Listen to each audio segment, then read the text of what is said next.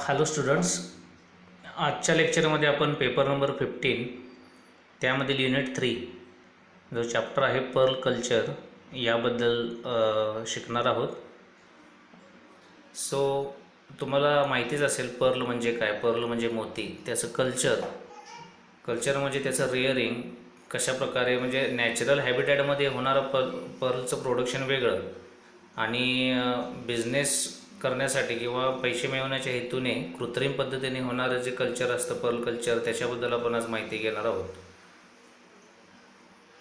त्यामध्ये कुठले कुठले पॉईंट्स असणार आहेत, इंट्रोडक्शन असणार आहे, म्हणजे कोणकोणते मोलस्क जे पर्ल प्रोड्यूस करू शकतात त्यांची नावं बघायची आहेत आपल्याला. त्यानंतर कल्चरचे स्टेप्स बघणार आहोत आपण. कंपोजिशन ऑफ पर्ल, हार्वेस्टिंग बघणार आहोत.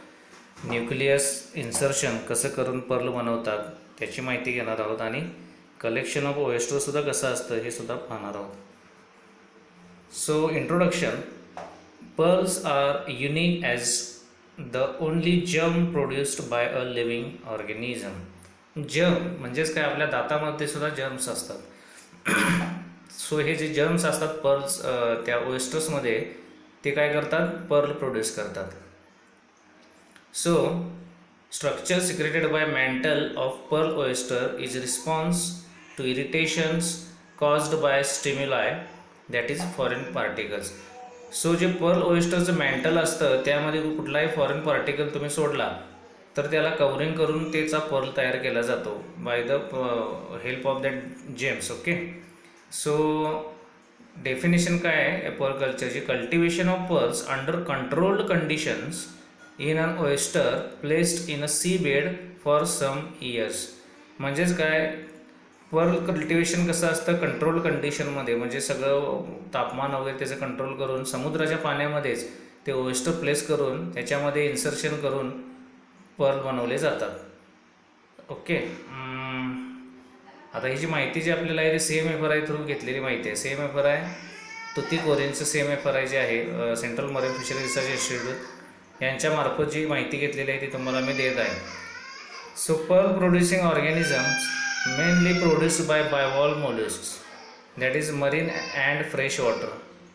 तर कुठले कुठले ऑर्गॅनिझम्स आहेत ते: पिंकटॅडा वल्गॅरिस, पिंकटॅडा फुकॅटा, पिंकटॅडा चेमिन्जी, पिंकटॅडा मार्गॅरिफेरा, पिंकटॅडा ॲनोमॉइड्स, पिंकटॅडा ॲट्रोफोरा, हॅलिओटिस. हे जे आहे ते मरीन मोलस्क्स आहेत, तुम्हाला मी सांगतो इथे. सो मायटिलस, हॅलिओटिस आणि प्लॅक्युना मॅसेंटा. सो हे जे आहे ते सगळे मरीन मोलस्क्स आहेत किंवा ओएस्टर्स आहेत. त्यानंतर फ्रेश वॉटर मसल्स किंवा मोलस्क कुठले, तर प्लॅक्युना मॅक्झिमा आणि युनिओ मार्गॅरिटिफेरा. टोटल हे 11 जे स्पेसिस आहेत ते पर्ल प्रोड्यूस करू शकतात किंवा त्याच्यात ॲबिलिटी आहे. पण सगळ्यात महत्त्वाचा आणि इम्पॉर्टंट जो आहे तो पिंकटॅडा फुकॅटा. जनरली प्रश्न विचारतात की कुठला मोलस्क पर्ल प्रोड्यूस करू शकतो UPSC MPSCला, तर त्याच्यामध्ये जे ऑप्शन्स असतात त्यामध्ये पिंकटॅडा फुकॅटाच असतो. सो आता इथे डायग्राम दिलेले आहेत बघा किंवा फोटोज दिलेले आहेत पिंकटॅडा पर्ल ओएस्टरचे, आणि त्यामध्ये वरच्या डायग्राममध्ये दिसतात बघा पर्ल्स दोन्ही साईडला असे 3-3 लाईन्समध्ये पर्ल्स म्हणजेच काय मोती बनलेले आहेत. हार्वेस्टिंग केल्यानंतरचा फोटो आहे. आता त्यातून ते काढले जाणार.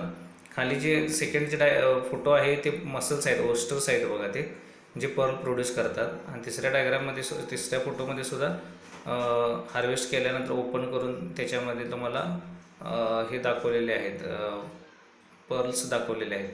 सो याची टॅक्झॉनॉमी जी आहे, kingdom Animalia, phylum Mollusca, class Bivalvia, order Pterioida, family Pteriidae आणि genus Pinctada. Okay. Structure of pearl oyster. आता हे पूर्ण डायग्राम दिलेले आहे तुम्हाला कसं स्ट्रक्चर असतं. ॲनाटॉमी जी आहे तिची पिंकटॅडाची स्पेशली जी फोटो आहे तो पिंकटॅडा मॅक्झिमाचा आहे.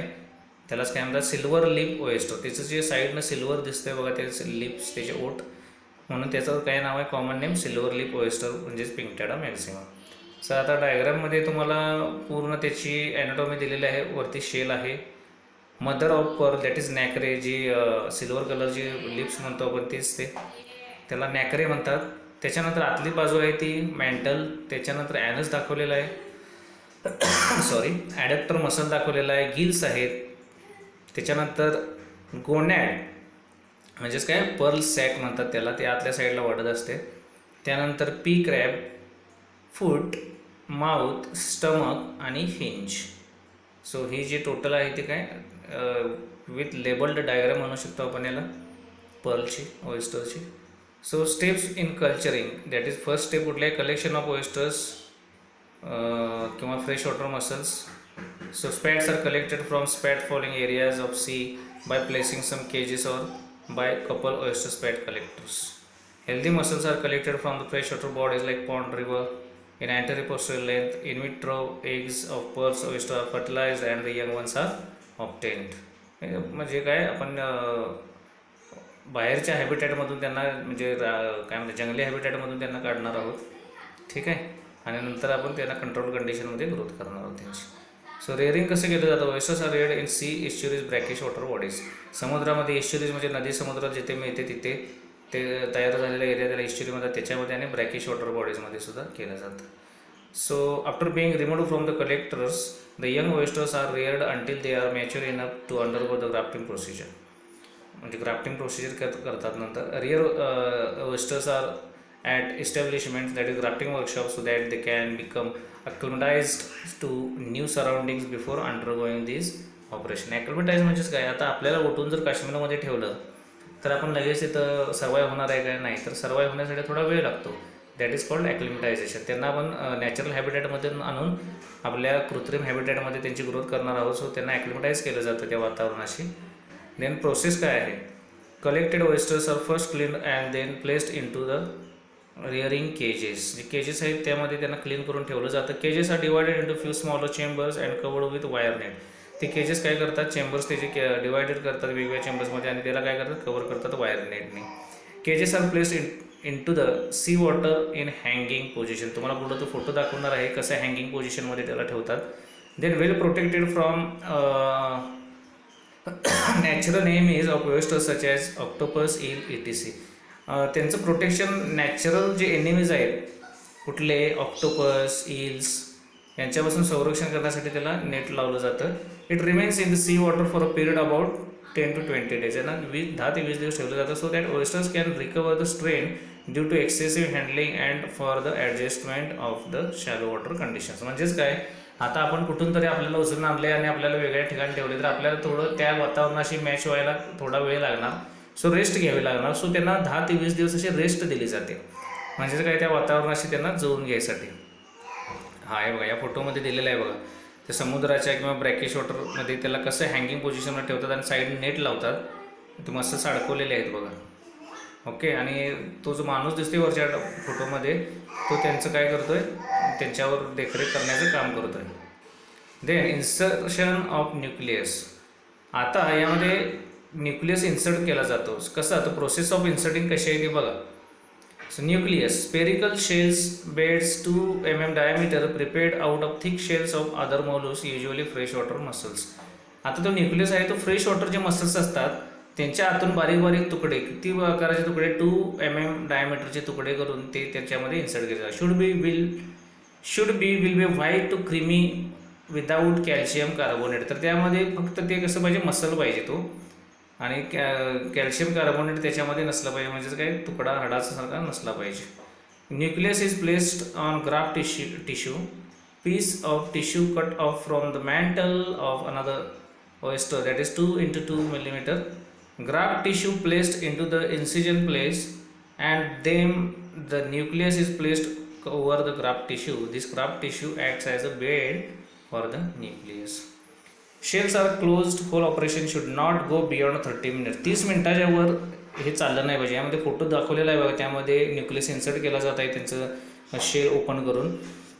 30 मिनिटाच्या वर जर गेलं तर ते शेल किंवा ते जे प्रोड्युसिंग जो ऑयस्टर आहे तो मरण्याची शक्यता असते. सो ते इन्सर्शनचं काम करायचं न्यूक्लियसचं ते 30 मिनिटाच्या आधीच झालं पाहिजे. दिस केजेस, आणि नंतर त्यांना केजवर अडकून ठेवायचं आणि ते केजेस काय करतात, अनडिस्टर्ब, म्हणजे काही डिस्टर्बन्स न करता 3 ते 6 वर्ष त्यांना ठेवलं जातं. After which they are ready for harvesting. म्हणजेच काय, नॅचरल हॅबिटॅटमधून आणल्यापासून 10 ते 20 दिवस त्यांना रेस्ट पोझिशनमध्ये ठेवायचं, काही त्रास द्यायचा नाही. त्यानंतर काढून त्याच्यामध्ये न्यूक्लियस इन्सर्ट करायचं आणि 3 ते 6 वर्ष त्यांना ठेवायचं. सो त्याचा मोती तयार झालेला असतो. आता 3 ते 6 वर्षानंतर ते हार्वेस्ट कसं करायचं, तर oysters are removed from water after completion of 3 years of insertion of nucleus. Removed from water in the month of December to February and the pearls are taken out by crushing the oyster. So 3 वर्षानंतर generally तयार होतात. काही काही यांना 4 वर्ष, 5 वर्ष, 6 वर्ष लागतात. तर 3 वर्षांना जे तयार झालेले आहेत ते असे काढून घ्यायचे आणि त्यांना काय करायचं, क्रश करून टाकायचं, म्हणजे मारून टाकू शकतो आपण. Each oyster can form 3 to 4 pearls in their 15 years of lifespan. प्रत्येक ओएस्टर 3 ते 4 पर्ल्स तरी चांगल्या क्वालिटीचे देऊ शकतो त्यांच्या 15 वर्षाच्या आयुष्यामध्ये. कंपोजिशन ऑफ पर्ल, तर कसं बनतं हे pearl. Pearls are formed inside the shell of certain mollusc. जे तुम्हाला सांगितलेलं आहे ते सर्टन मोलस्क कुठले आहेत, ते पिंकटेडा फॅमिली जीनसचे.